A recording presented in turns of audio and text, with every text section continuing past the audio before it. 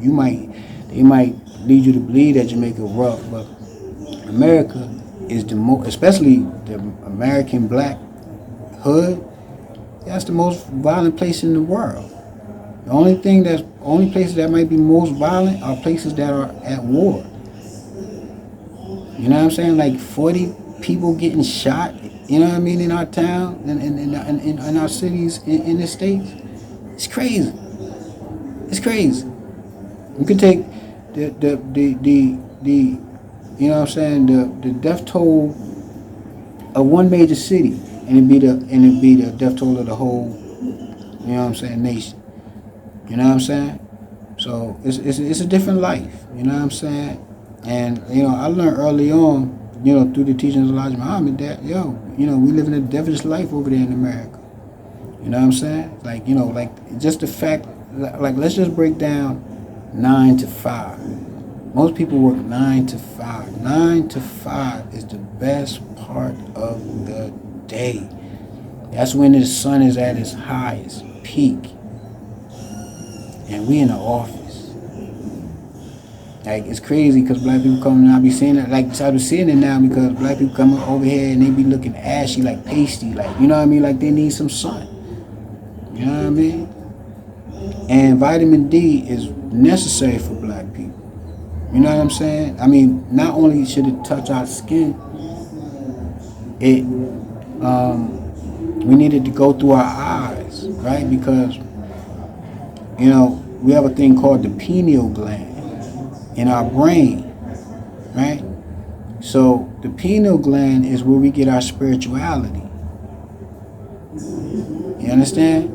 Like the eyeball, you get the sight, your ears, you get the hair, your tongue, you get the taste. The pineal gland is your spirituality.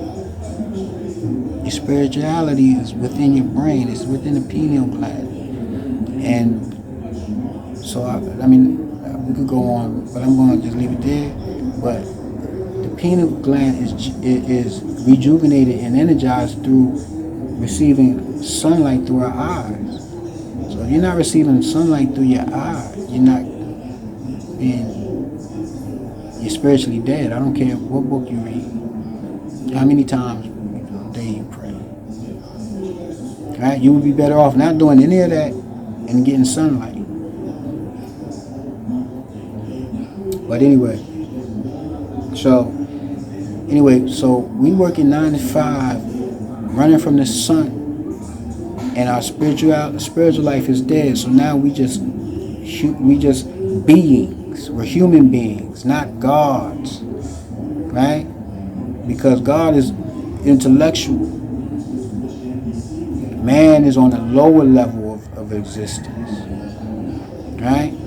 So we working 9 to 5 with no spirituality. The best part of our day to get money for food, clothing, and shelter. Most of the money goes for the clothes that we wear to work. Then we got to pay for transportation to get to work. So Cass is spending $200 a week just to work. On top of, if you married or got a kid, you got child care, right? So now we spending the best part of the day outside of the sun, working for somebody else that might be making. Let's say we're making $100 an hour. If somebody paying you $100 an hour, guess how much they making off you? You understand? 4 times that. That's in anybody who's been in business school. You pay the worker as little as possible so you can make the most profit possible. When you want to make money, what do people, when they want to make extra money, what do? You want to make more money, you spend less. What's the first thing that gets cut? Payroll. You understand? So we working to make somebody else, we got food, clothing, and shelter, but they're living in paradise. They work when they want to work. And they love what they do because They're only gonna pay you for the stuff that they don't want to do. And if you're doing something that they can't do, then the price goes up. But they're still making 4 times what you're making off of paying you the pittance. So we're spending the best part of the day, and we sending our babies, our most valuable product. The greatest thing in life are the babies, our children. The greatest thing you can do is not become president of the United States or have a doctorate. The greatest thing you can do is love your child and pour into your child so that he can be successful. He or she can be successful way of life. And that doesn't mean successful means go get another job. Success means to be great, to find paradise here on earth. So, it really opened my eyes because you can't watch these videos and not know that my mother is the most precious thing to me. You know what I'm saying? She had the greatest impact. I love her more than anybody. You know what I'm saying? Anybody. And to see her work her life, she died at 58. She returned to the essence at 58. Life only gets greater in your 50s and 60s. And she retired from Bell Laboratories, from a hospital bed, early. That wasn't for me. I was going to do my best not to do that. You understand? And it's she had a great life, not to take away from it. And I'm not saying, what I'm saying is she had an average life. We're dying too young. We're suffering. We're sick. Old fast. We're not even living to be 100. And the human body has the ability of taking care of properly to live 1,000 years. You understand? You can start a baby off with navy beans, and he's gonna live to 120, because our babies might not live to 1,000, but if they're fed properly and taught right information, they can live to 120, and then their babies can live to 150, and then their babies can live to 200. See how that go? And we're not.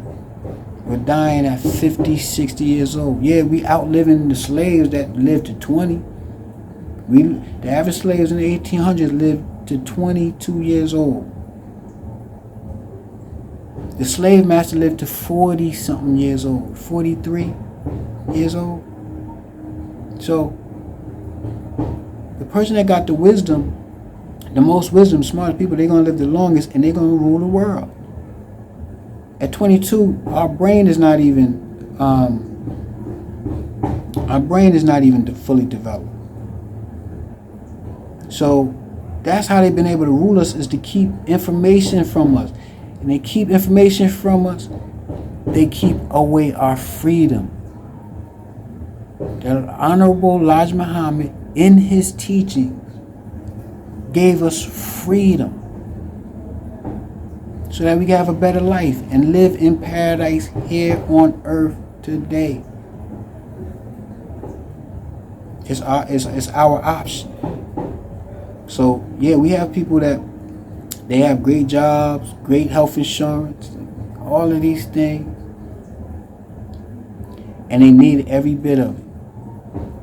Meanwhile, we've been told that Jamaica is a poor country, and you have people in Jamaica that's living a great life.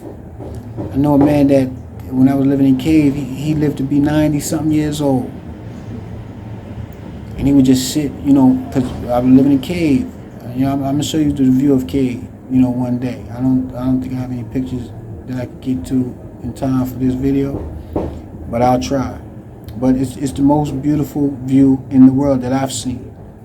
And I would tell Cash when I was living up there, yo, Like, to have this view that we see every day, you would have to be a multi-millionaire. But there was an old man that, had a little board house. And I felt sorry for him.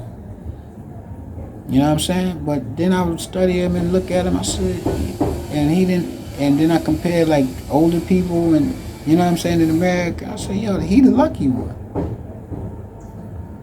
So when I came to Jamaica, I came with an American mind. Even though I thought I was a rebel and nah, I ain't like these people. Yo, I was colonized like a mother effer. But once I became a student and started studying people here in Jamaica instead of trying to save them, I became a student. And then I realized that they knew and were in better shape and condition than the black man in America. The only thing that America has is money. But you have a great life without it. And one thing that I learned through the transcendental meditation and studying Deepak Chopra and stuff like that is, if you chase money, you'll never have enough. But if you chase happiness, you'll always have more than enough money. I'm gonna leave it there. Love, peace, and happiness. P Funk City G.